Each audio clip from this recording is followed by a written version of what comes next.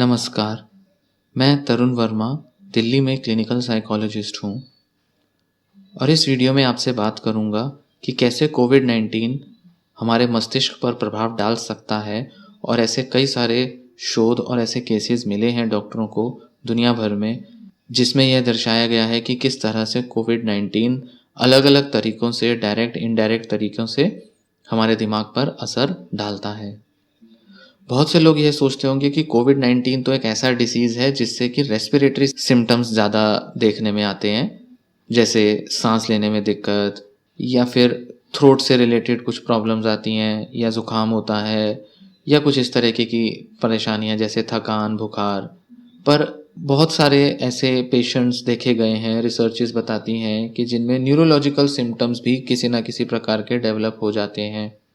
एक recent study बताती है कि जो कोविड-19 के जो हॉस्पिटलाइज्ड पेशेंट्स थे, उनमें से करीब 1/3 लोगों का जो मेंटल फंक्शन था, साइकोलॉजिकल फंक्शन, वो बदला हुआ था। वो सामान्य से थोड़ा कम था, अलग था।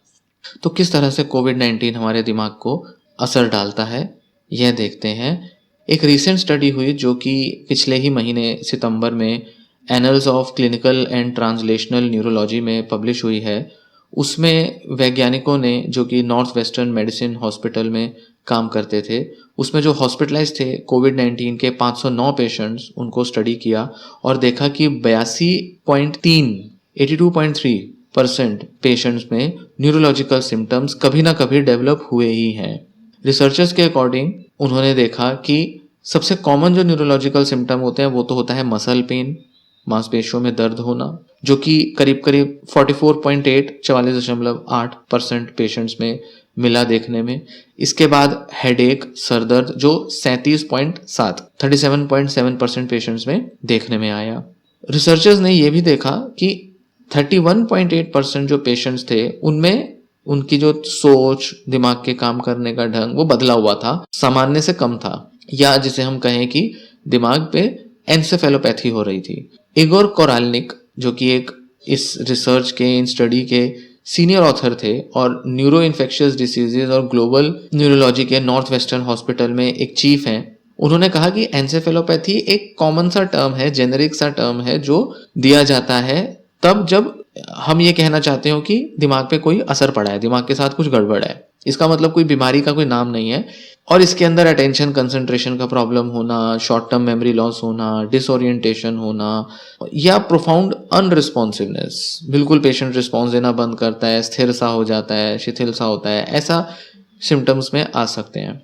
कोरालनिक ने कहा कि एन्सेफेलोपैथी सबसे वर्स्ट क्लिनिकल आउटकम से जुड़े हुए हैं। मतलब जिन पेशेंट्स को एन्सेफेलोपैथी है, चांसेस बहुत ज़्यादा हैं कि उनकी कंडीशन बहुत ख़राब हो जाती है, बावजूद इसके कि उनके रेस्पिरेटरी सिम्टम्स कैसे भी हो, वो ज़्यादा हो, कम हो, इसके परे हटकर अगर न्यूरोलॉजिकल सिम्टम्स अगर हैं, एन्सेफेलोपैथी है, तो ऐसे में देखने में आया है कि पेशेंट्स में मरने का रेट ज़्यादा होता है और वो हॉस्पिटल से जाने के बाद उनकी जो जीने की जो कंडीशन होती है वो ख़राब होती है बाकी पेशेंट्स के मुकाबले, जिनमें शायद रेस्पिरेटरी सिम्टम्स ही सिर्फ ज़्यादा थे। इस स्टडी में जो पेशेंट्स थे एन्सेफेलोपैथी के, वो बड़ी उम्र के थे, मेल थे, आदमी लोग थे और उनको कोई ना कोई मेडिकल कंडीशंस थी। पर ऐसा देखने में आया है कि जो यंग पेशेंट हैं स्टडी के अंदर, उनमें न्यूरोलॉजिकल सिम्टम्स ज़्यादा थे ओल्डर पेशेंट्स के मुकाबले। अविंद्र नाथ एक सीनियर इन्वेस्टिगेटर जो हैं नेशनल इंस्टीट्यूट ऑफ हेल्थ के न्यूरोलॉजिकल डिसऑर्डर और स्ट्रोक डिपार्टमेंट में जो सीनियर लेवल पर काम करते हैं, उन्होंने कहा कि ये फाइंडिंग्स जो है थोड़ी सरप्राइजिंग है। ऐसा नहीं है कि अनएक्सपेक्टेड था कि जो सबसे ज़्यादा जो सीवियर पेशेंट होंगे कोविड के, उनको न्यूरोलॉजिकल कॉम्प्लिकेशंस आएंगी, बल्कि इसलिए सरप्राइजिंग है क्योंकि ये सब यंग लोगों में हो रहे हैं और ये इस बात पर भी निर्भर नहीं करते कि उनके रेस्पिरेटरी सिस्टम कितना डिस्टर्ब हुआ है, कितना अफेक्टेड है। दूसरी कुछ ऐसी रिपोर्ट्स आई हैं रिसर्च की जिसमें कोविड-19 के पेशेंट्स में न्यूरोलॉजिकल कॉम्प्लिकेशंस देखी गई हैं, जिसमें से एक रीसेंट स्टडी हुई थी फ्रांस में, जिसमें 120 पेशेंट्स थे जो हॉस्पिटलाइज्ड कोविड-19 के। उनमें 34% पेशेंट्स में किसी ना किसी तरीके का मेमोरी लॉस हुआ, 27% पेशेंट्स को कंसंट्रेशन की प्रॉब्लम थी, कई महीनों के बाद भी देखने में आई अपने कोविड इन्फेक्शंस के बाद। मतलब जब कोविड इन्फेक्शन हुआ था उसके कई महीनों बाद भी ये समस्याएं देखने में आई या बनी रही तब तक। न्यूयॉर्क टाइम्स की एक रिपोर्ट में लिखा है कि एक 3930 मेंबर जो थे सर्वाइवर कॉर्प्स के, जो कि एक ग्रुप है कोविड-19 सर्वाइवर्स का, उनमें आधे से ज्यादा 50% से भी ज्यादा लोगों में कंसंट्रेशन या फोकस करने की प्रॉब्लम्स जो है वो देखने में आई हैं उनमें। एक कोविड-19 सर्वाइवर हैं जो कहते हैं कि मेरे को इन प्रॉब्लम से जूझने में बहुत ही मुश्किल हो रही है और ये मेरे को बिल्कुल डिसेबल सा बना देती है, और उन्होंने कहा कि मैं बिल्कुल कैटाटॉनिक सा हो जाता हूँ, जैसे कि शरीर बिल्कुल हिलडुल नहीं रहा है, उसमें बिल्कुल ताकत नहीं है, एनेस्थीसिया जैसा मुझे हमेशा महसूस होता है। एक नर्स प्रैक्टिशनर है लीजा मिजेल, जिनको जुलाई में कोविड-19 का इन्फेक्शन हुआ था। उन्होंने कहा कि आज भी कई बार वो पेशेंट्स के रूटीन टेस्ट, ट्रीटमेंट्स के बारे में वो भूल जाती हैं और उनको अपने जो दूसरे कोवर्कर हैं उनसे बार बार पूछना पड़ता है, उनसे याद दिलवाना पड़ता है खुद को। वो कहती है मैं कमरे से निकलती हूँ और मुझे याद भी नहीं रहता कि पेशेंट ने मुझे क्या कहा था, मैं दोबारा जाकर पूछती हूँ उससे। मुझे डर लगता है कि मैं तो काम कर रही हूँ पेशेंट्स के साथ, कुछ गलत डिसीजन ले सकती हूँ, मुझे तो ऐसा लगता है जैसे मुझे डिमेंशिया ही हो गया है। तो कोविड-19 के जो पेशेंट्स हैं इनमें न्यूरोलॉजिकल सिम्टम्स होते कैसे हैं, क्या कॉज करता है, कोविड-19 की वजह से कैसे इनमें न्यूरोलॉजिकल सिम्टम्स डेवलप होते हैं। देखने में आता है कि एक्सपर्ट्स को बिल्कुल भी नहीं पता है कि ये न्यूरोलॉजिकल सिम्टम्स कैसे होते हैं कोविड-19 की वजह से। पर जो थ्योरी है या जो विचार है वो ये कहते हैं कि ये सब बॉडी के इम्यून रिस्पॉन्स की वजह से हो सकता है, जो कोविड-19 के द्वारा शरीर में पैदा हुआ है। कि शरीर में कोविड-19 आया और वो शायद चला भी गया, खत्म भी कर गया, बट उसने जो बॉडी के अंदर जो इम्यून रिस्पॉन्स पैदा किया वो कई रास्तों से दिमाग पर किसी ना किसी तरह से असर डाल देता है।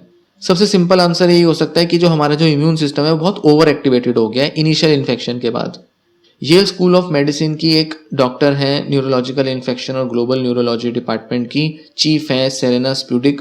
उनका कहना है कि हमारी बॉडी में इम्यून रिस्पॉन्स की वजह से कुछ मॉलिक्यूल्स रिलीज होते हैं जो टॉक्सिन का काम कर सकते हैं हमारे दिमाग के लिए, और उनके प्रभाव में कहीं ना कहीं दिमाग की सोचने की ताकत कम हो जाती है। यहाँ तक कि ब्लड वेसल जो हैं उनकी इन्फ्लेमेशन, उनकी सूजन की वजह से भी कोविड-19 पेशेंट्स में न्यूरोलॉजिकल सिम्टम आ सकते हैं।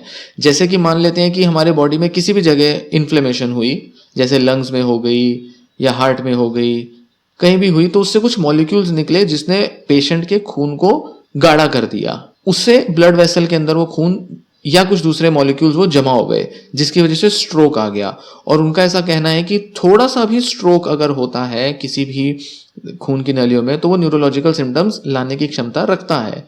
तो जरूरी नहीं है कि ब्रेन सेल्स बहुत सीधे तौर पे अफेक्टेड होंगे, उनके अंदर इन्फेक्शन होना चाहिए ताकि ये सब सिम्टम्स आए। थोड़ी सी भी प्रॉब्लम शरीर में कहीं भी न्यूरोलॉजिकल सिम्टम्स ला सकती है।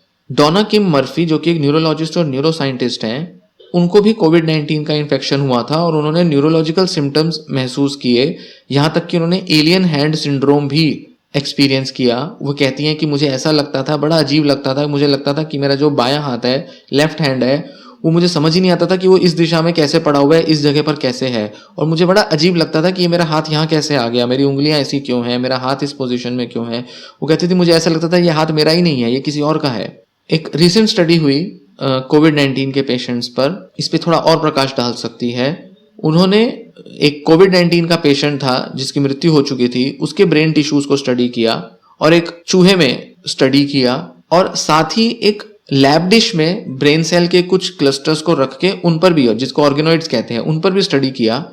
तो उन्होंने पाया कि वायरस जो है वो ब्रेन सेल्स पर हमला कर सकता है मल्टीप्लाई करने के लिए, पर वो सेल्स को सीधे तौर पर डिस्ट्रॉय नहीं करता। वो क्या करता है, उसके आसपास के जो सेल्स होते हैं ब्रेन के, उनका ऑक्सीजन यूज कर लेता है, और ऑक्सीजन की कमी के कारण वो सेल्स या ब्रेन सेल्स जो है वो मर जाते हैं, जिसकी वजह से स्ट्रोक हो जाता है। हालांकि अभी तक स्टडीज में इम्यून रिस्पॉन्स, ये हमारा जो इम्यून सिस्टम की जो प्रॉब्लम है, ऑटो इम्यून किसी तरह का डिसीज है, उस इन्फेक्शन की वजह से उसका अभी तक कोई एविडेंस मिला नहीं है। तो ये सिर्फ एक थ्योरी है, एक सोचना है ऐसा साइंटिस्ट लोगों का, क्योंकि एक साइलेंट इन्फेक्शन है और ये कई रास्तों से, कई तरीकों से बॉडी के अलग अलग प्रोसेसेस को, मैकेनिज्म को अटैक कर सकता है। यहाँ तक कि एलिसन मोथरी, जो एक न्यूरो साइंटिस्ट हैं university of California San Diego में, उनका कहना है कि जो वायरस है ये हमारे ब्रेन के जो साइनेप्स होते हैं, कनेक्शन होते हैं सेल्स के, न्यूरॉन्स के, उनको कम कर सकता है। और इन्फेक्शन के कई दिनों के बाद तक भी ये साइनेप्स जो हैं ब्रेन के, जो आपस के जो कनेक्शन है, वो कम होते रहते हैं। पर हमें अभी तक ये नहीं पता, जो कि बहुत गंभीर बात है, कि ये रिवर्सिबल है या नहीं, वो दोबारा से कनेक्शन बन जाएंगे या नहीं, हमें ये नहीं पता। इसलिए साइंटिस्ट का मानना है कि ये जो रेस्पिरेटरी सिम्टम्स जो आते हैं, जो आमतौर पर एक्सपीरियंस करने में आते हैं कोविड-19 की वजह से, इनसे भी ज़्यादा खतरनाक हो सकते हैं ब्रेन पर पड़ने वाले प्रभाव कोविड-19 के, क्योंकि वो उससे भी ज़्यादा दर्दनाक कॉन्सिक्वेंस प्रभाव ला सकते हैं, शॉर्ट टर्म या लॉन्ग टर्म में, लंबे समय के बाद भी ला सकते हैं वो। ये वीडियो यहीं समाप्त होती है। धन्यवाद।